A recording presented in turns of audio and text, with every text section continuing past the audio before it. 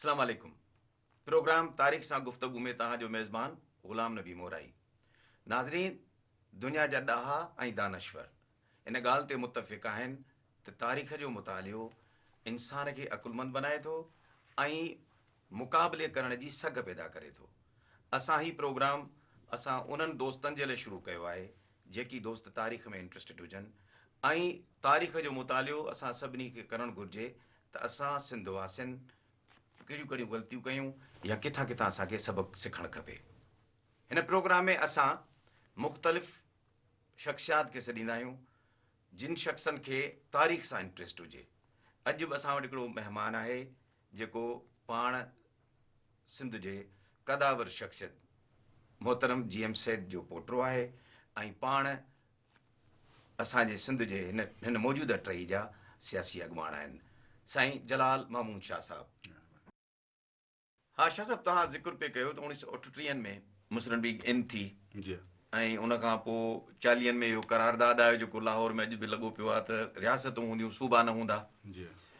उन खां पोइ 42 में आलमी जंग शुरू थी वई, वर्ल्ड वॉर 2, ऐं वरी उहा 45 में ख़तमु थी। त 45 में इलेक्शन्स अनाउंस थियूं, जनवरी 46 या डिसंबर 45 में जेके इलेक्शन्स थियूं उन में मुस्लिम लीग खे हितां मोट मिली। पर उन में हिकिड़ो सियासी टर्म थो हुजे जेको तव्हां छो त ॼाणू आहियो तारीख़ जा, हिकिड़ो तमामु इम्पॉर्टेंट उते सवाल थो थिए त चवनि था त GM सैद साहब 45 जी इलेक्शन्स में पार्लियामेंटी बोर्ड जो चेयरमैन हुयो, पर उनमें कुझु सीटूं हुयूं जंहिं ते इख़्तिलाफ़ राय ॾेखारे ऐं पोइ मुस्लिम लीग छॾे ॾिनी। हालांकि पार्लियामेंटी बोर्ड जा जेके 7 मेंबर हुया, मेजोरिटी फ़ैसिलो हो त उहे सीटूं हीअं थियणु खपनि, पर शाह साहब 3 सीटूं चवनि था मेनली साईं ग़ुलाम हैदर शाह साहब जी सीट ऐं हसन बख्शा जी ऐं शायदि मोहम्मद अली शाह साहब जी सीट, इन्हनि 3 सीटुनि ते इख़्तिलाफ़ ॾेखारे ऐं मुस्लिम लीग सां अलॻि थी वियो। इन ते तव्हां छा चवंदव? मुस्लिम लीग में जेके माण्हू सिंध जा माण्हू आया कॾहिं 1940 जी जेॾी महिल करारदाद लाहौर आई, उन खां पोइ सिंध जे माण्हुनि ने, सिंध जे मेंबरनि ने उन में जॉइन करणु शुरू कयो। उन खां पोइ इन जे दौरान यादि रखणु घुरिजे त मुस्लिम लीग का जी तारीख़ी तौर ते एतिरी मज़बूत ऑर्गेनाइज़ेशन न रही आहे। गॾियल हिंदुस्तान में कंहिं हद ताईं हुई पर एतिरी कान रही आहे। उन वक़्त में 43 में जिन्ना साहब उन वक़्त में करे मुक़ररु कयो साईं GM सैद खे प्रेसिडेंट सिंध मुस्लिम लीग जो। उन खां पोइ साईं GM सैद मुस्लिम लीग खे ग्रास रूट लेवल ताईं 4.5 लख मेंबरशिप उन वक़्त में सॼे सिंध सतह ते मेंबरशिप कई। ऐं सिंध असेंबलीअ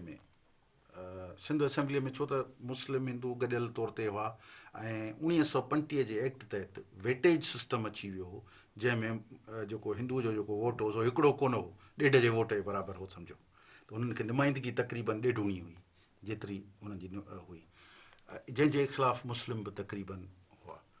इहो करे त इन में जेका बि सिंध हुकूमत ठहे पई उहा कंहिं न कंहिं हिंदू जेके मेंबर आहिनि उन्हनि जे डोमिनेंट रहे पई, उन सां करे पई। पर उन जे बावजूदि को बि अहिड़ी को वॾो को इनकलाबी फ़ैसिलो न पई करे सघे।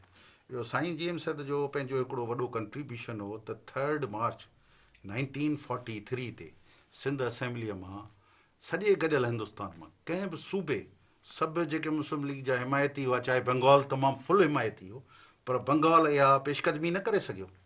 बंगाल असां खां वधीक वफ़ादार हो मुस्लिम लीग जो, पर न करे सघियो। सिंध में पहिरियों दफ़ो लाहौर जे करारदाद खे मार्च 43 में 3 मार्च 1943 सिंध असेंबलीअ में साईं करारदाद पेश कई त असीं जेका मुस्लिम इलाइक़नि जी अक्सरियती इलाइक़नि जी फेडरेशन जंहिंजो नालो पाकिस्तान हूंदो उनखे सपोर्ट था करियूं, असीं इहा ॻाल्हि था करियूं।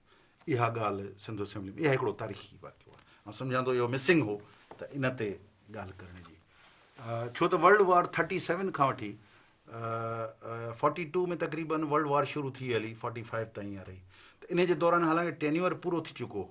इन जे वक़्त में 3-4 गवर्नमेंटूं हटी चुकियूं हुयूं। सर पहिरीं अला बख्शी, पहिरीं ग़ुलाम सैन हिदायतुल्ला जी गवर्नमेंट टॉपिल थी, उन खां पोइ ॿी गवर्नमेंट जेका हुई सा अला बख्श जी हुई, वरी उहा टॉपिल थी, वरी टीहर जेका आहे मीर ग़ुलाम अलीअ जी जेका आहे सा हुई हुकूमत, उहा थी, वरी उहा हटी, वरी उन खां पोइ वरी टीहर अलाह बख्श जी थी, वरी चौथे दफ़ा ग़ुलाम हुसैन हिदायतुल्लाह जी थी। त इहे 4 हुकूमतूं, 4 की 5 दफ़ा हुकूमतूं, माना इहे इन्हनि 5 सालनि जे 8 सालनि जे दौरान, पीरियड त 5 साल हूंदो हो उन वक़्त में, त इहे हटियूं। 45 जे एंड ताईं वञी पोइ इहो टेन्यूअर असेंबलीअ जो पूरो थियो। न 45 जे एंड में, यस 46 में या जनवरी में था चओ। 45 जे एंड में टेन्यूअर पूरो थियो, छो त वर्ल्ड वार जो ख़ात्मो थी चुको हो। वर्ल्ड वार जो ख़ात्मो थी चुको हो, उन करे अंग्रेज़नि डिसाइड कयो त हाणे भले इलेक्शन्स कराइजनि। ठीकु आहे। ऐं इन जे दौरान गॾियल हिंदुस्तान जे हवाले सां अंग्रेज़ इन लाइ त मुकमिल तयारु हो त असीं हाणे छॾे वञूं पिया हिंदुस्तान, पर हाणे छॾे वञूं त कहिड़ी सूरत में छॾे वञूं। ॿुधो न, जेको आहे न सो हिकिड़ो मुख़्तलिफ़ प्रोपोज़ल्स हुआ, जंहिंमें गॾियल हिंदुस्तान जो हिकिड़ो प्रोपोज़ल हो। ॿियो हो त न 3 फेडरेशन हुयूं हिन नमूने सां क़ाइमु कयूं वञनि, वग़ैरह वग़ैरह। पर असांजो फोकस आहे सिंध ते। सिंध जी, छो त सिंध जी जेका सूरत हाल अॼु आहे इहो सॼो खणे असांजो फोकस सिंध ते आहे। त सिंध खां पोइ सिंध में हिकिड़े साल अंदरि 2 इलेक्शन्स थियणु उहो हीअं थियो त साईं जी एम सर जा इख़्तिलाफ़ात विदिन पार्टी जिना साहिब सां उन वक़्त खां वठी शुरू थिया जॾहिं खां वठी साईं प्रेसिडेंट शुरू थियो। छो इन जे दौरान साईं सिंध खे जुदा न, साईं जो नुक़्ते निगाह आयो हो त असांजी सिंध जी तरक़ी जे लाइ या सिंध जी ख़ुशहाली लाइ, तरक़ी जे लाइ असांखे जंहिंसां बि हथु मिलाइणो पवे असांखे मिलाइणु घुरिजे ऐं उन में रिआयत न करणु घुरिजे। उन जो नतीजो इहो निकितो त जॾहिं अलाह बख्श जे ख़िलाफ़ु मुस्लिम लीग जीअं ई सिंध में दाख़िल थियणु शुरू थी त ख़िलाफ़ु हुनजे हिकिड़ो शुरू करे छॾियो। इन जे दौरान साईं जी एम सैद उन वक़्त में मुस्लिम लीग में अची चुको हो, प्रेसिडेंट कोन हो, पर उन वक़्त में साईं कांग्रेस जी लीडरशिप सां इहो ॻाल्हायो त जे अगरि तव्हां ही असांजा इशूज़ हिन नमूने सां अगरि तव्हां ही बिल्स आहिनि, तव्हां ही अगरि अलाह बख्श जी हुकूमत में बि आणियो, असीं अलाह बख्श जी हुकूमत खे सपोर्ट कयूं। उन जे लाइ साईं कांग्रेस जे लीडर में मौलाना अबुल कलाम आज़ाद खे कराचीअ घुरायो त वेहो त कांग्रेस ऐं मुस्लिम लीग गॾियल तौर ते हिकिड़ो मौक़ुफ़ करे हिकिड़ी मुश्तरिका गवर्नमेंट करियूं, भले कंहिंजी बि न हुजे पर सिंध जे मसइलनि ते मुश्तरिका हुजे। इन ते जिना साहिब खे तमामु घणी नाराज़गी थी। इन ते जेके वरी जिन खे नापसंदीदा हुई ॻाल्हि, जंहिंमें खोड़ो साहिबु हो ऐं ग़ुलाम हुसैन हिदायतुल्लाह जंहिं जूं अखियूं टोटल चीफ मिनिस्ट्रीअ में हुयूं, उन्हनि इन शइ खे एक्सप्लॉइट कयो। जिना साहिब वटि त साईं तव्हांजे मथां जी लीडरशिप जी परमिशन खां सवाइ डायरेक्ट कांग्रेस सां थो ॻाल्हाए।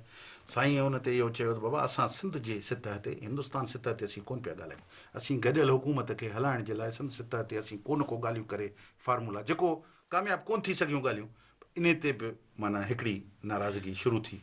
उन खां पोइ ॿियो जेको मूं अर्ज़ु कयो त मुस्लिम लीग जी सियासत जीअं त अक़लियती हिंदुस्तान जे अक़लियती इलाइक़नि जे मफ़ादात जी प्रोटेक्शन जी सियासत हुई, त सियासत अक्सरियत जी ॻाल्हि त शुरू कयूं, अञा उन जे कंप्लीट लीडरशिप ते जेका बि मुस्लिम लीग जी मुस्लमाननि जी जेका मुस्लिम लीग जी लीडरशिप हुई, जिना साहिब जो कराचीअ सां तालुक़ु हो पर जहिड़ो कर कोन हो, छो त उरंदो ई बॉम्बे हो, हुनजी हिते ॼाण सुञाण कान हुई उते।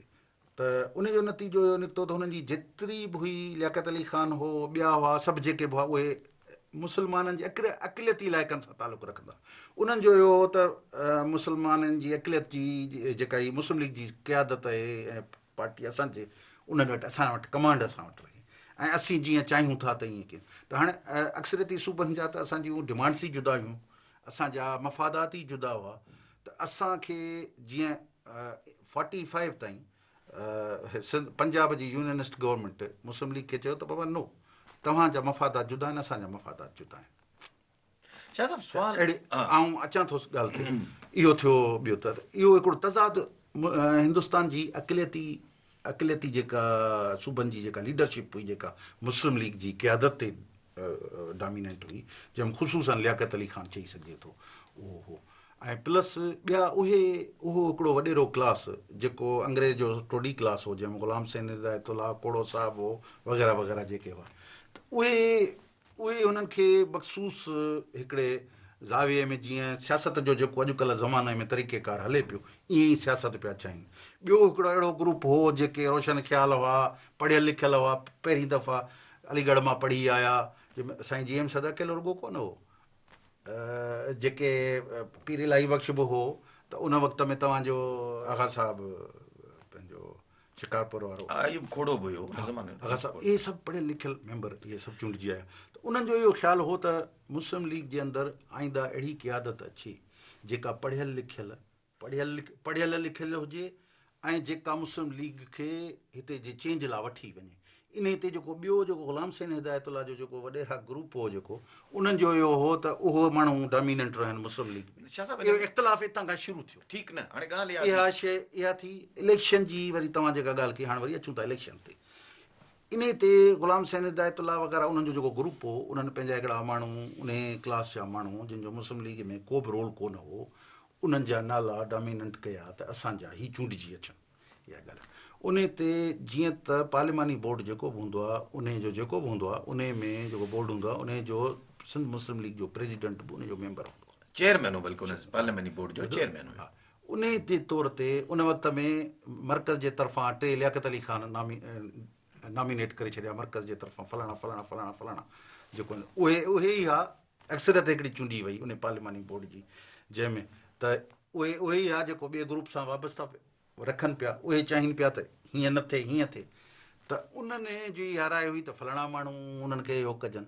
साईं जी एम सर जो ऐं उन्हनि सां गॾु जेके अलीमोहन शराशती हुआ, ॿिया ग्रुप जेको आहे, उन्हनि जो इहो हो त न, इन में असांजा आगा गुलाम नबी पठाण, मूंखे सारी नालो विसरी वियो, इन्हनि जो इहो हो त सिंध में पढ़ियल लिखियल ऐं जेको आहे सो समझदार क्लास आयो। जीअं तव्हांखे तव्हांखे ॿुधायां त ग़ुलाम हैदर शाह जो तव्हां ज़िक्र कयो, सुवालु पुछियो, ग़ुलाम हैदर शाह पढ़ियल लिखियल अलीगढ़ जे कॉलेज जा। आगा गुलाम नबी पठाण जेको आहे सो पढ़ियल लिखियल हो, पीर इलाही बख़्श जेको आहे सो पढ़ियल लिखियल हो तमामु। इहे उन वक़्त में पढ़ियल लिखियल हिकिड़ी या अलीमोहन शराशती उन वक़्तु मेंबर त कोन हो, पर मुस्लिम लीग जो एक्टिव मेंबर हो। त उन्हनि जो इहो ख़्यालु हो त इहा हिकिड़ी अहिड़ी लीडरशिप अचे जेका अॻियां हली मुस्लिम लीग खे एज़ ए पार्टी तौर ते उनखे इख़्तिलाफ़ हिते पार्लिमानी बोर्ड में हिते ज़रूरु थियो। पर इहो टियों वाक़ियो आहे।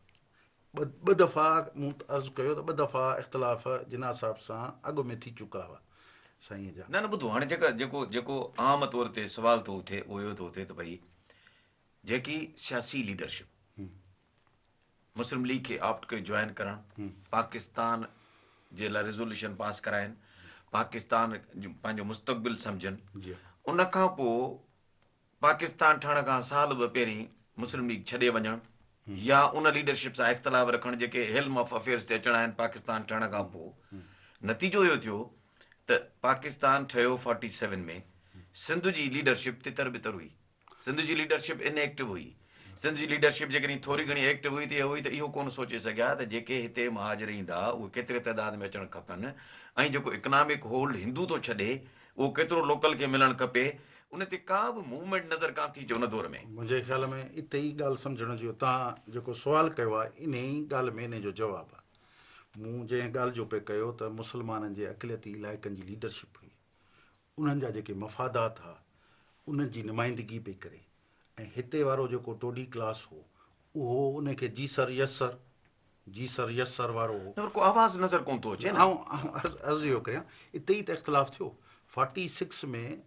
इन जो नतीजो इहो निकितो, 45 जी त हीअ ॻाल्हि थी, 46 में 40 जी करारदाद जेका अक्सरियती मुस्लमाननि जी जेका हुई त फेडरेशन हूंदी, उन जो लखनऊ में वञी हुननि लफ़्ज़ खे चेंज करे छॾियो त न रियासतूं न रियासत, हिकिड़ी रियासत हूंदी। इहो बि लियाकत अली ख़ान जो कारनामो हो। इहो न अर्ज़ु इहो इख़्तिलाफ़ी राय आहे। तव्हां सही था चओ। मुंहिंजो अर्ज़ु करण जो मतिलबु इहो आहे त ओॾी महिल बिल्कुलु असांजी लीडरशिप ख़ामोश हुई या टोटल बंदि हुई, का लीडरशिप। जिना साहिब एतिरो सख़्तगीर माण्हू हूंदो हो जंहिंजे अॻियां ही जेके मुस्लिम लीग जा आम जेके बि को ॻाल्हाए कोन सघंदो सवाइ साईं जी एम सैद जो। त जॾहिं साईं जी एम सैद मुस्लिम लीग मां निकितो 45 में, मुस्लिम लीग साईं न चढ़ी, साईं वरी ठाही प्रोग्रेसिव मुस्लिम लीग। इहो तव्हांखे यादि रखे, प्रोग्रेसिव मुस्लिम फॉरवर्ड ब्लॉक ठाहींदा आहियूं, प्रोग्रेसिव मुस्लिम लीग न, अलॻि पार्टी अलॻि ठही। अलॻि ठही त असीं इलेक्शन में बहस हिते प्रोग्रेसिव मुस्लिम लीग जे कॉन्टेस्ट कंदासीं पर ऐं 46 जी जेका जनवरी जी इलेक्शन थी उहा मुस्लिम लीग वर्सिस प्रोग्रेसिव मुस्लिम लीग ऐं कांग्रेस सपोर्ट कांग्रेस बिन्हनि सां सपोर्ट में हुई प्रोग्रेसिव सां गॾु हुई। प्रोग्रेसिव सां गॾु हुई पर माना उन्हनि जी पंहिंजी अलॻि कांग्रेस जो पंहिंजो मेंबर हो हिन जो हो जेॾीमहिल 46 में चूंडिजी आया त हिन ग्रुप जो ऐं हुन ग्रुप जो 28 मेंबर 28 या 29 हिकिड़े मेंबर जी सब मेजोरिटी ते हुकूमत ठही हिकिड़े मेंबर जे न कान ठही न हुकूमत ठही उन खां पोइ वरी छा थियो ॿुधो साईं वरी 2 मेंबर तव्हांखे यादि हुजे त 2 मेंबरनि जी 2 मेंबर छॾे विया पंहिंजो मुस्लिम लीग ऐं पंहिंजो मीरा मोहम्मद शाह खे वरी उन स्पीकर तां इस्तीफ़ा ॾेई वोट ऑफ डिसेंट वरी उन ॾिनो हो न पर ॿुधो न सुवाल इहो थो थिए इहो त हिकिड़ी हिस्ट्री आहे जेका तव्हां बि चओ पिया मां बि चवां थो सुवाल इहो थो थिए त 45 खां पोइ या 46 खां पोइ वेंदे जीअं पाकिस्तान ठहियो आहे त क्लीन स्लेट मिली आहे सभिनी खे सिंध जी लीडरशिप क्वाइट रही आहे को गोड़ गमसार कोन्हे का तहरीक कान्हे वञ यूनिट ठही थी वञे वञ यूनिट खां पोइ वरी 60s में अची थी मूवमेंट थिए एंटी वन यूनिट जी त इन ॻाल्हि सां बि मुंहिंजो इख़्तिलाफ़ आहे इन ॻाल्हि सां बि कोन्हे पाकिस्तान ठहण खां पोइ बि घणियूं शयूं थियूं आहिनि पॉज़िटिव बि थियूं आहिनि नेगेटिव बि थियूं आहिनि नेगेटिव इहा थी पॉज़िटिव इहा थी हुन इशू खे छॾियूं था 46 तॾहिं इन ते हलंदासीं पाकिस्तान जीअं ई ठहियो त उन वक़्त में अची इहो मसइलो थियो त हिंदुस्तान मां आयल जेके मुहाजिरीन आहिनि उनखे आबाद कीअं कजे उन जे लाइ मुख़्तलिफ़ सूबनि खे ॾिनो वियो त बाबा तव्हां हिते आबाद कयो पंजाब जे माण्हुनि जेके पंजाबी स्पीकिंग जेके हुआ मुहाजिरीन उन्हनि खे त उते आबाद कयो उते जेके हिंदुस्तान जे हुन हिसे में मां आया बाक़ी यूपी सीपी जे माण्हुनि खे हुननि रहण न ॾिनो सिंध जे मुस्लमाननि ज़्यादातर हैदराबाद कराची ऐं वग़ैरह वग़ैरह कुझु शहर जेके रेलवे ट्रैक सां उन्हनि उनखे वेलकम कयो ऐं तमामु सुठे नमूने सां कराचीअ में हिकिड़ी कमीशन ठही उन वक़्त में यादि रहे त पहिरीं जेका सिंध जी जेका हुकूमत ठही उन जो चीफ मिनिस्टर ख़ान बहादुर अयूब खोड़ो मोहम्मद अयूब खोड़ो उन हिकिड़ी कमीशन ठाही उन में इहो तइ कयो वियो त जेके माण्हू आबाद थींदा उन्हनि खे मिक्स आबाद कबो हिकिड़ियूं जेके लोकल आबादियूं आहिनि मक़ामी ॻोठ हुआ मुख़्तलिफ़ बलोचनि जा ॿियनि जा सिंधियुनि जा मेमणनि जा हुननि जा ही मिक्स आबादी कई वेंदी हेतिरा माण्हू हज़ार हिते माण्हू रहाइबा हेतिरा हज़ार हिते रहाइबा हेतिरा हज़ार हिते रहिबा हेतिरा हज़ार हिते रहिबा इहा ॻाल्हि साईं मोहतरम लियाकत अली ख़ान खे पसंदि कान हुई प्राइम मिनिस्टर हो पाकिस्तान जो नाज़रीन वठूं था हिकिड़ो वक़फ़ो ऐं वरी मिलूं था वक़फ़े खां पोइ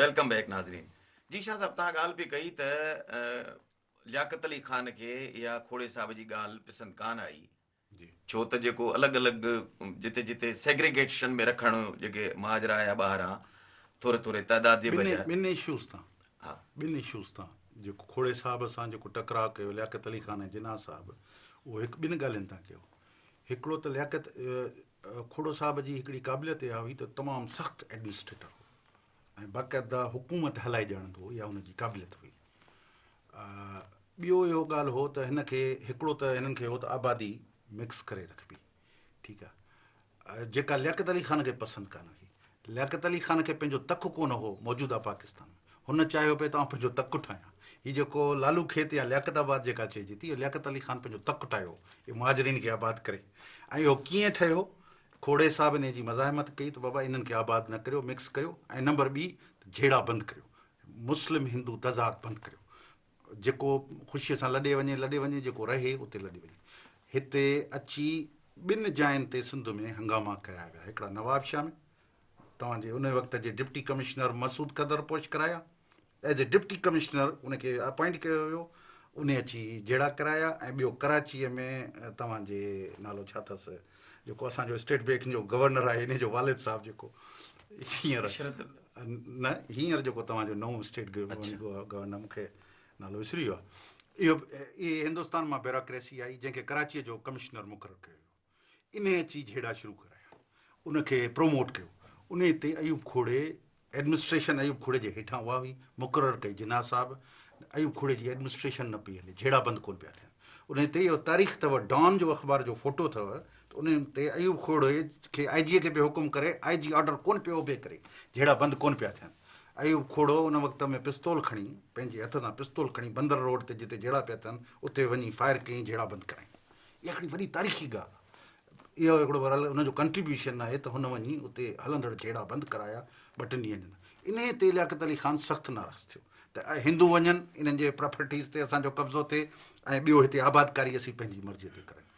इन ते इहा ॻाल्हि हली। इन ते हाणे लियाकत अली ख़ान ऐं सिंध जे चीफ मिनिस्टर जे दरमियान टकराव शुरू थी वियो। हुनजी एडमिनिस्ट्रेशन कोन पियो हलणु ॾे, ही हुनजी कोन पियो। हू सम्झे पियो आउं सिंध जो चीफ मिनिस्टर आहियां, प्रीमियर आहियां, ऐं जीअं मर्ज़ी करे तीअं करियां।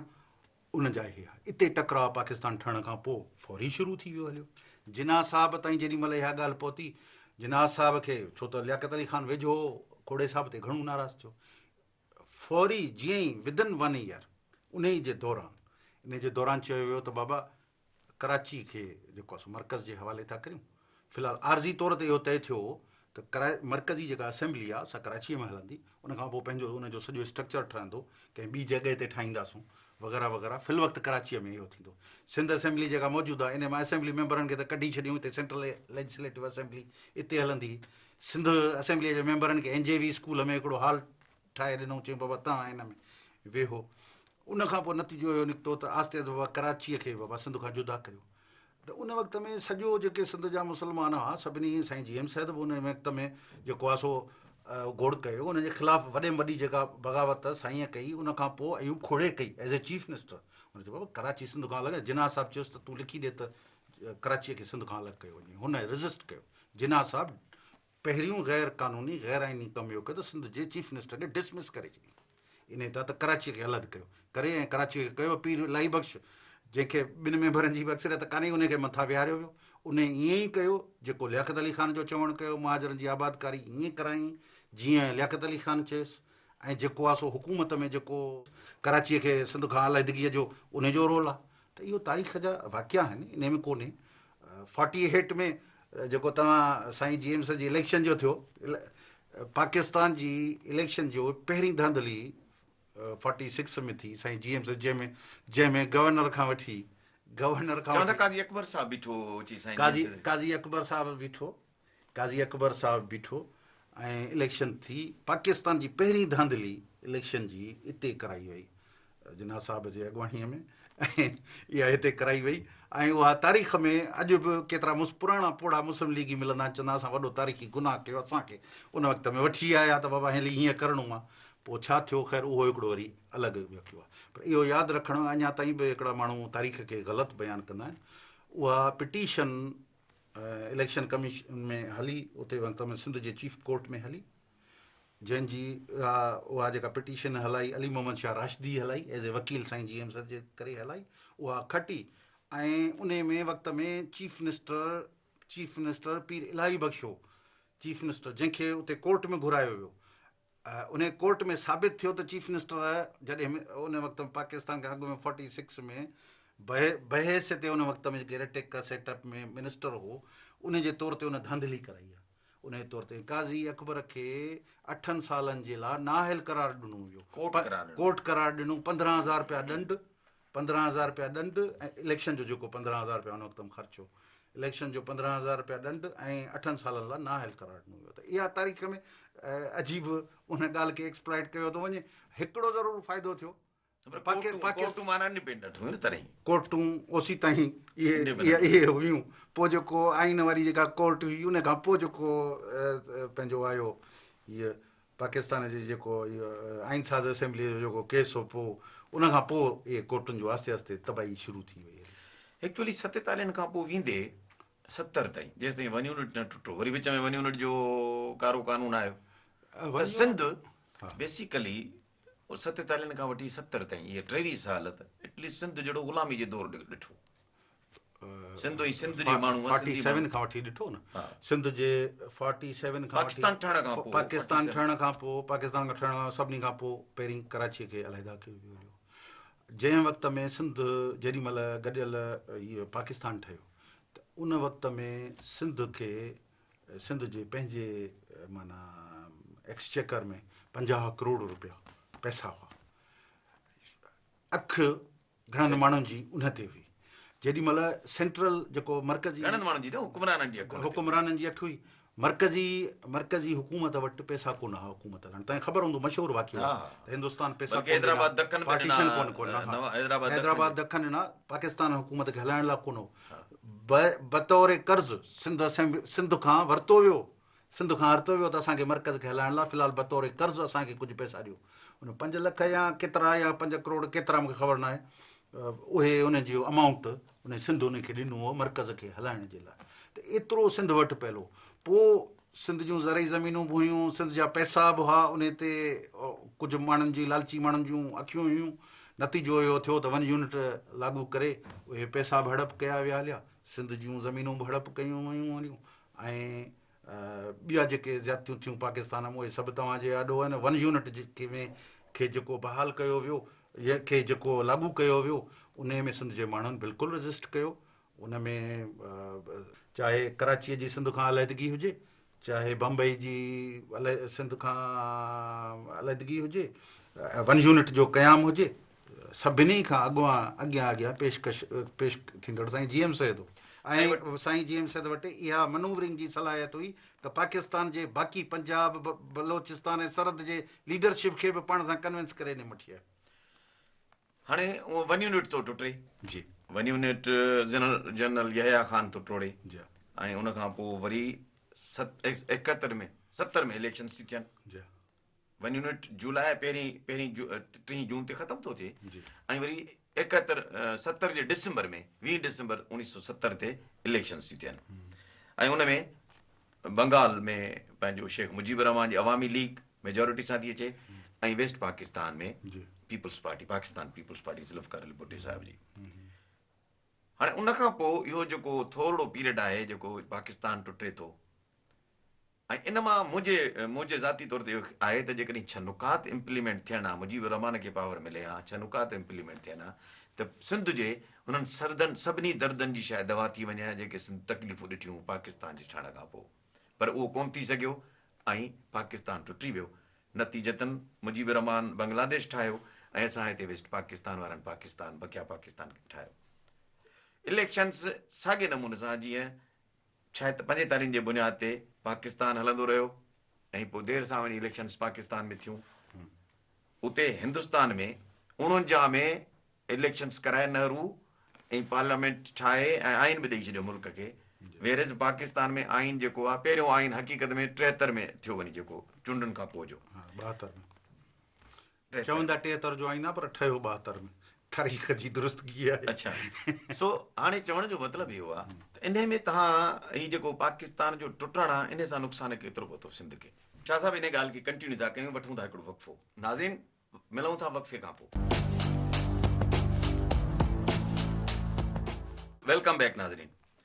हा शाह साहिब, हाणे इहो जेको सिलसिलो आहे त पाकिस्तान जो टुटणु वरी सिंध खे ग़ुलामी ने हथ के छॾियईं, जे 6 नुकात अची वञनि हा त सिंध जी सूरत हाल मुख़्तलिफ़ न हुजे हा? इन खे हीअं चई सघूं था, तव्हांजी ॻाल्हि बिल्कुलु बजा आहे। पाकिस्तान खे वरी आइन त पहिरियों पाकिस्तान खे ज़रूरु मिलियो, पर सिंध खे आइनी ग़ुलामी ॾेई छॾियईं, ईअं चई सघिजे थो। जिन इशूज़ जे ख़िलाफ़ु असां 1 यूनिट में जेको घोड़ पे कयो, उहे सभु आइन में प्रोटेक्ट थी विया। इहा असांखे माना नुक़सानु थियो।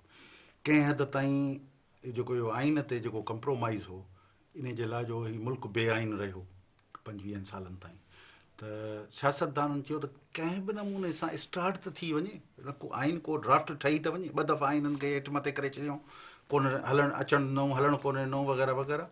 त चयूं त बाबा कंहिं बि नमूने सां भला ठीकु आहे, बेस्ट कंप्रोमाइज़ इहो आहे त भला आइन ठही वञे। पर आइन जा हुआ 2 फार्मूला थुल्हा थुल्हा।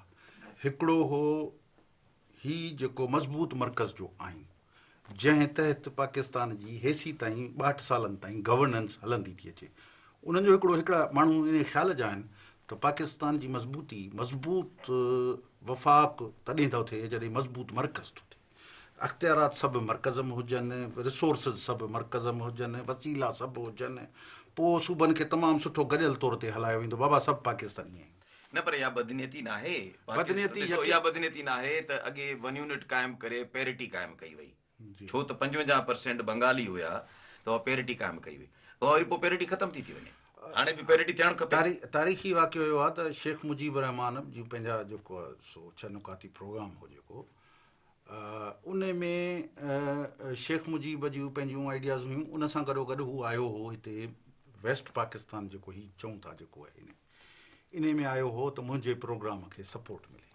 उन में यादि रहे त गॾियल हिन मौजूदा पाकिस्तान में साईं GM सद जी पार्टी हुई सिंध मुतहदा महास, उन जे तरफ़ां सिर्फ़ु उन अलाइंस कयो हो शेख मुजीब जे छनुकात जे खे सपोर्ट कंदे। असांजो पंहिंजो प्रोग्राम आहे, असीं अञा हीअं था चाहियूं, पर उन जे बावजूद बि जेको आइनी ढांचे में जेके तव्हांजा 6 प्रोपोज़ल आहिनि इहे असांजे लाइ क़ाबिल क़बूल आहिनि।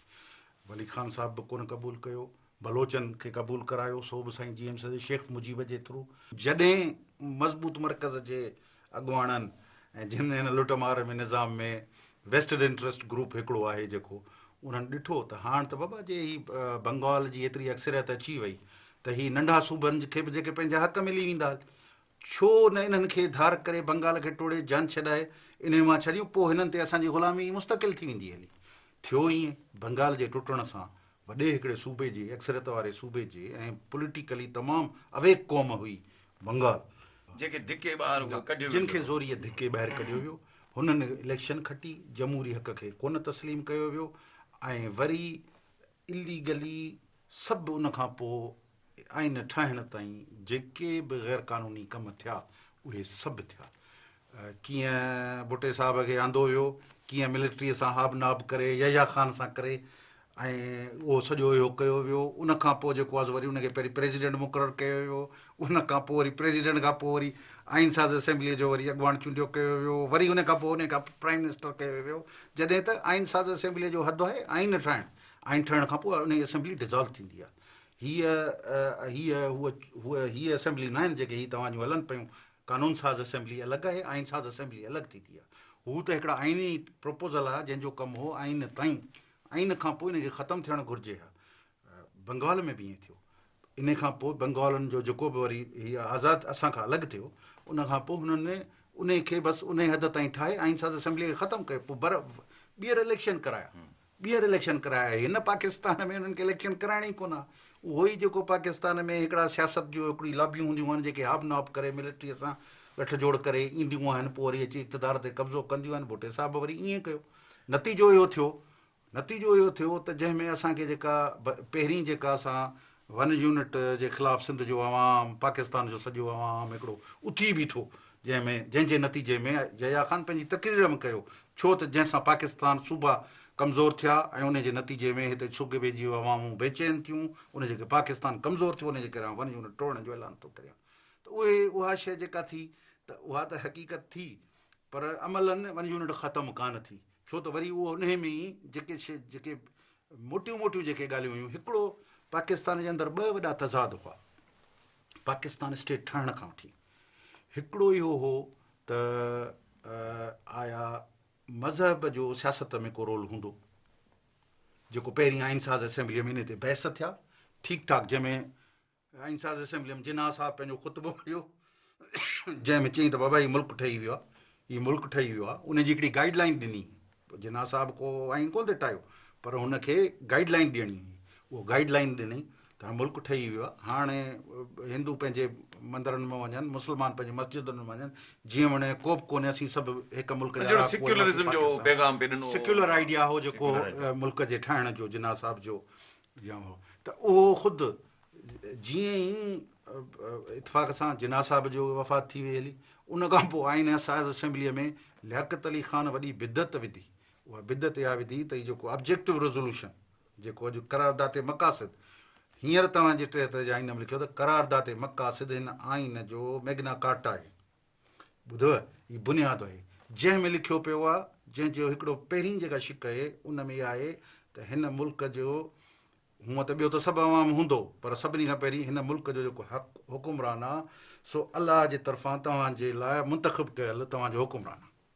ठीकु आहे, इन जो मतिलबु आहे त जवाबदार अलाह वटि आहे, तेसि ताईं असांखे भले ॿेड़ो ॿोड़े छॾे, पोइ तेसि ताईं अवाम खे हक़ु पुछण जो कोन्हे, उन करे जीअं वणेसि इहो कयो। वॾे में वॾी इहा ख़राबी थी। ऐं सम्झां थो, हिन वक़्तु में सम्झां थो, इहे जेको मज़हब खे रियासती मामलात में हलाइण में जेको दाख़िल कयो, जेको लियाकत अली ख़ान कयो, उहो अमेरिकन ऐं ब्रिटिशर्स जा जेके इंट्रस्ट हुआ उन जे मातहत उहे आंदो वियो। उन्हनि उन वक़्त में हिकिड़ी 50s खां पोइ मुल्क सभु क्रिएट कया, जंहिंमें हुननि चाहियो थे त जिते भले आइन न हुजे, मुल्क न हुजे, बादशाही निज़ाम हुजे, जेको बि हुजे, सभु कुझु हुजे, मज़हबी राज हुजे, जीअं उहे असांजे इंट्रस्ट खे प्रोटेक्ट कंदा रहनि। उन जे करे उहा आइन में विधी वई, हिकिड़ी बिदत विधी वई। हिकिड़ो तज़ाद पाकिस्तान जो इहो जेको अॼु जेको हींअर पूरे मुल्क जे अंदरि जेको झेड़ो आहे, जंग आहे, जेको अफ़रा तफ़री आहे, हिकिड़ा माण्हू था चवनि हीअं निज़ाम आणींदासूं, हिकिड़ा था चवनि हिकिड़ो ईअं आणींदासूं, हिकिड़ो इहो तज़ाद। ॿियो हो त हीउ मुल्क घण क़ौमी मुल्क आहे या न। पाकिस्तान खां पोइ हिकदमि चयो वियो त असीं हिकिड़ी क़ौम आहियूं, पाकिस्तानी। बाबा इहो हिकिड़ो हिंदुस्तानी बि मुल्क ठहण सां हे सभु हिंदुस्तानी कोन थी विया। हिकिड़े प्रोसेस जे ज़रिए असां जूं 5000 सालनि खां वठी असीं सिंधी आहियूं, असां पंहिंजूं पाकिस्तान जे वफ़ाक़ में पंहिंजा कुझु राइट्स सरेंडर कया आहिनि। उन सरेंडर करण खां पोइ असीं आस्ते आस्ते इमर्ज थींदासूं, असीं हिकिड़ी क़ौम ठहंदासूं पाकिस्तानी। पर उन खे नेचुरल प्रोसेस सां तव्हां अगरि गुज़ारींदो त उहो हिकिड़ी क़ौम ठहंदी। अननेचुरल तरीक़नि सां, शॉर्टकट सां तव्हां कंदो, इहा कान ठहंदी। तज़ाद त ॿियो इशू आहे त पाकिस्तान घण क़ौमी मुल्क आहे या न। ऐं हीअ जेको असां वरी यूनिट जे ख़िलाफ़ु इहे पिया करियूं त असांजे ज़मीनुनि ते असांजे माण्हुनि जो हक़ु आहे, असांजी इज़त जे वसीलनि ते असांजो हक़ु आहे। इहा जेका ॻाल्हि इहा पिया करियूं, अॼु बि करियूं पिया, अॻु में बि इहा कईसूं, उहा इन ई ते आहे त असां जुदा हिकिड़ी क़ौम रहिया आहियूं। तारीख़ में जुदा वतन हो, अंग्रेज़ असांखे फतह कयो त असांजो जुदा मुल्क हो। असां पंहिंजूं आज़ादी सरेंडर कई आहे पाकिस्तान जे वफ़ाक़ में, पर असांखे वफ़ाक़ त बनायो, वफ़ाक़ त न बनायो। तव्हां त हिकिड़ो मज़बूत मर्कज़ ठाहियो आहे, उन जो नतीजो इहो थियो त असांजे माण्हूअ जा बुनियादी हक़ बि खसाया विया आहिनि असां खां। ऐं इहे ॿ तज़ाद हिन आइन में हल न थी सघिया। ऐं सम्झां थो त अगरि पाकिस्तान खे मुस्तक़बिल में बि हलाइणो आहे त जेसीं ताईं इहे ॿ तज़ादनि खे हल न कयो वेंदो, तेसिताईं पाकिस्तान जी हीउ जेको मर्कज़ या हीउ पाकिस्तान जो सॼो वफ़ाक़ न बणिजी सघंदो। शाह साहब इन ॻाल्हि खे कंटिन्यू था कयूं, वठूं था हिकिड़ो वक़फ़ो। नाज़रीन, मिलूं था वक़फ़े खां पोइ। वेलकम बैक नाज़रीन। शाह साहब, पॉइंट असां आयासीं एक्चुअली 1972 या 73 जे आइन ठहियो ऐं भुट्टे साहब जे दौर ते था अचूं। भुट्टे साहब जे दौर खां पहिरीं पाकिस्तान में सिंधीज़ जो एग्ज़िस्टेंस नॉन एग्ज़िस्टेंट हुयो।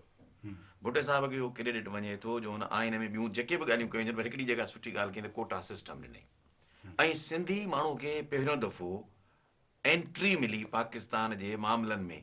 पोइ ब्यूरोक्रेसी आहे, मुख़्तलिफ़ शयूं आहिनि, नौकरियूं आहिनि, इन खां अॻु में सिंधी माण्हू खे त को हक़ ई कोन हूंदो जहिड़ो किथे बि। त इन खे तव्हां एप्रिशिएट न कंदो त तव्हां एटलीस्ट भुट्टे साहब इहो हिकिड़ो चङो कमु कयो जेके सिंधी माण्हुनि जे लाइ? इन में यकीनन आहे, इन में एप्रिशिएट करियूं था। इन में हिकिड़ी ॻाल्हि इहा हूंदी आहे त दुनिया में, मसलन इंडिया में हींअर कानून साज़ असेंबली आहे, उन्हनि में इहो कंदो आहे त जेके मार्जिनलाइज़ क्लास आहिनि, जेके पोइते पयल क्लासिस आहिनि, उन्हनि खे प्रोमोट अॻियां कीअं खणी अचिजे, इहो हिकिड़ो हूंदो आहे। भुट्टे साहब जी 70 जे में इहो कयो त जेके कोटा जेका रखी वई, पर कोटा जो हिकिड़ो सर्टन पीरियड हो त हिन वक़्त ताईं जेको मार्जिनलाइज़ जेको 10 साल हुयो, ठीकु आहे न, मार्जिनलाइज़ क्लास आहे, उन खे अॻियां कीअं कयो। हींअर ॾिसो न, हींअर परवेज़ मुशर्रफ औरतुनि खे मार्जिनलाइज़ क्लास आहे, उन खे 33% नुमाइंदगी पार्लियामेंट में ॾिनी आहे। इन जे लाइ त जीअं औरतुनि खे हिकिड़ो तकिड़ो तरक़ी हिकिड़ी ॾिनी वञे। इहो बेशक आहे त भुट्टे साहब जी मर्कज़ में हुकुमरानीअ जे अचण जे करे, ख़ासि तौर ते मर्कज़ी हुकूमत में एज़ ए प्राइम मिनिस्टर अचण जे उन जे में सिंध जे हिकिड़े वॾे तबिके खे मौक़ो मिलियो जो उहे ब्यूरोक्रेसीअ में आया, नौकरियुनि में आया, कुझु वाक़फ़ियत थियनि ऐं हुननि खे आउट ऑफ वे बि हिकिड़ी जेका सा फेवर मिली। इन में को शक कोन्हे, पर इहा मुसलसिल रहणी कान हुई। अच्छा, ख़ैर हाणे चऊं था पोइ भुट्टे साहब जो शहीद थियण या ज़ियाउल हक़ जो मारिजी वञणु, पर इहो जेको पीरियड आहे 11 साल ज़ियाउल हक़ जो, इहो बि सिंध सां मुसलसिल अज़ाब वारो पीरियड हो। यकीनन ज़ियाउल हक़ जे मरण खां पोइ, एक्सीडेंट में मरण खां पोइ वरी 2 दौर आया पिया सिविलियन गवर्नमेंट्स जा, जंहिंमें 2 दफ़ा मोहतरमा खे पोज़ीशन मिली, 2 दफ़ा नवाज़ शरीफ़ साहब खे पोज़ीशन मिली। तव्हांजे नज़र में इहो जेको मुशर्रफ जो अचणु हो, सो इन्हनि ॿिन्ही जी नाक़स कारकर्दगी हुई जो मुशर्रफ टेक ओवर कयो या फ़ौज जो इंटरवेंशन थियो या हिकिड़ो तय थियल को मामिलो हो जेको आहे सो फ़ौज खे अचिणो 10-11 सालनि खां पोइ? इहा हिकिड़ी हक़ीक़त आहे इन मुल्क जी त मुल्क ठहण खां वठी फ़ौज जो अमल दख़ल रहे थो। सिविलियन सेटअप खे हू कोन था सही सम्झनि, हू सम्झनि था ऐं इन में कंहिं हद ताईं इन खे असां सही साबित कयो आहे, हुननि जे मक़सदनि खे असां सही साबित कयो आहे। मसलन आउं इक़्तिदार ते अची वञा, आउं जेका इक़्तिदार में भींग थो करियां, जेको अची लुट फुर करियां थो, उन खां पोइ कंहिंखे आङुर खणण जो मौक़ो मिले थो, कंहिंखे जवाज़ मिले थो, उन जे बावजूदि बसी नथा चऊं त उनजो हक़ आहे, उनजो हक़ आहे त तव्हां सो मिलिट्री टेक ओवर करे ऐं जेको आहे सो उन्हनि खे हटाए इलेक्टेड गवर्नमेंटनि खे, इहो ग़लति आहे। पर इन में को बि शक कोन्हे त पाकिस्तान ठहण खां वठी जेके बि सियासत में सियासतदाननि खे इंडक्ट कयो वियो आहे मिलिट्रीअ जे तरफ़ां, हिकिड़े ख़ासि हद ताईं त उहे मिलिट्रीअ सां हिकिड़ो वक़्तु ताईं हलनि था, उन खां पोइ सिविलियन मफ़ादात ऐं फ़ौजी मफ़ादात जो किथे न किथे अची टकराव थिए थो, पोइ उन तां फ़ौज नाराज़ थिए थी, पोइ अची उनखे लत करे उन गवर्नमेंट खे थी। जीअं भुट्टे साहिब खे इंडक्ट कयो सियासत में, तव्हांखे ख़बर आहे, पहिरीं अयूब ख़ान इंडक्ट कयो, पहिरीं हुन ग़ुलाम मोहम्मद इंडक्ट कयो गवर्नर जनरल जंहिं पाकिस्तान जो ॿेड़ ॿोड़ण वारनि में, पोइ उन खां पोइ अयूब ख़ान इंडक्ट कयो, पोइ यहया ख़ान इंडक्ट कयो। पर भुट्टो साहिबु जेॾी महिल सियासत में आयो, जेॾी महिल सिविलियन मफ़ादात जी हिकिड़ी हद ताईं खां हली, उन खां पोइ सिविलियन मफ़ादात ऐं फ़ौजी मफ़ादात जो हिकिड़े किथे न किथे टकराव थियणो ई थियणो, उते हू सिविलियन मफ़ादात सां मिलियो, हलियो वियो। त इहो हिकिड़ो प्रोसेस आहे हिन जी रियासत जी नाकामी जो, त इहे नाकामियूं मुसलसिल थींदियूं रहनि थियूं ऐं अञा शायदि थींदियूं रहंदियूं। आख़िर में सुवाल मौजूदा दौरे हुकूमत ऐं मौजूदा दौर खे कीअं था ॾिसो? साईं, मौजूदा दौर आउं छा करियां, चूंडियल हुकूमत आहे, पर वॾो जेको आहे सो तारीख़ जे हिकिड़े हादसे जो बि नतीजो आहे, मोहतरमा बेनज़ीर जी शहादत जो नतीजो बि आहे। पर उन जे नतीजे में आउं इहो ॿुधाईंदुसि तव्हांजे अॻियां साम्हूं आहे त सियासतदाननि उहे साॻा पेर जारी रखिया आहिनि जेके शुरूअ खां वठी इहा करप्शन, इहा लुटमार, इहा जेका ख़राबु हुकुमरानी ओताक वांगुरु मिनिस्टरनि जे ऑफिसुनि खे हलाइणु ऐं बेइख्तियार ॾिसो न, इहा अवामी स्टाइल न आहे त उताक हुजे सभु को अची मिले करे सभिनी जा कम थियनि? ईअं न आहे, गवर्नेंस अलॻि शइ आहे। मां अर्ज़ु करियां त गवर्नेंस अलॻि शइ आहे, उनखे तव्हां ऑफिस छा जे लाइ ठाहींदा आहियो? तव्हांजी हिते हिन इदारे में ऑफिस हूंदी, उनजो सेटअप हूंदो, उन जो हिकिड़ो सिस्टम आहे जंहिंसां घणनि माण्हुनि जो कमु थींदो। जे अगरि ओताक असीं अगरि करे छॾींदासीं त चइनि माण्हुनि जो कमु कंदो, 20 वेठा रुॻो बोर थींदा, मखियूं मारींदा। या हुकुमरानी कोन्हे, बैड गवर्नेंस जो आला मिसाल आहे हीअ मौजूदा हुकूमत। ऐं आउं हींअर कोन, इहा सिंध जी बदकिस्मती आहे त सिंध खे हुकुमरान कमज़ोर खां कमज़ोर तर मिलंदो थो वञे। हर जेको हुकुमरान, हिन खां अॻु में ॾिसो हुकुमरान अरबाब ॾिसो कमज़ोर, उन खां महर ॾिसो उहो कमज़ोर, उन खां पंजाब खे चाहे असीं इख़्तिलाफ़ उन्हनि जे पार्टियुनि सां कंदा हुजूं, नज़रियाती इख़्तिलाफ़ कयूं, शहबाज़ शरीफ़ सुठो एडमिनिस्ट्रेटर, सुठो माना गवर्नेंस हुनखे अचे थी। नंबर पोइ काफ़ली वारो परवेज़ इलाही छा बि हुजे, परवेज़ इलाही जेका डेवलपमेंट कई आहे पंजाब जे अंदरि, सा मिसाली आहे। इहो उनजो ॿियो को कारण कोन्हे, सिर्फ़ु हिकिड़ा एक्सपीरियंस ऐं बाइख्तियार हुकुमरानी जेका बदकिस्मती सां सिंध खे मिली कान्हे, अलाए न मिलंदी त को माण्हुनि जी क़िस्मत तब्दील कान थी। शाह साहिब, तव्हांजी वॾी महिरबानी। नाज़रीन, तव्हां असांजो प्रोग्राम तारीख़ सां गुफ़्तगू ॿुधो। बुनियादी तौर ते जेको असांजो मकतब फ़िक्र आहे, ख़्यालु आहे त असां नाज़रीन खे तारीख़ जा उहे वर्क उथलाए ऐं ओॾे उन्हनि ख़ासि जेके मौक़िया, ख़ासि जेके डेवलपमेंट्स थियूं आहिनि तारीख़ में, उन्हनि खां वाक़ुफ़ु कयूं। तव्हांजी महिरबानी।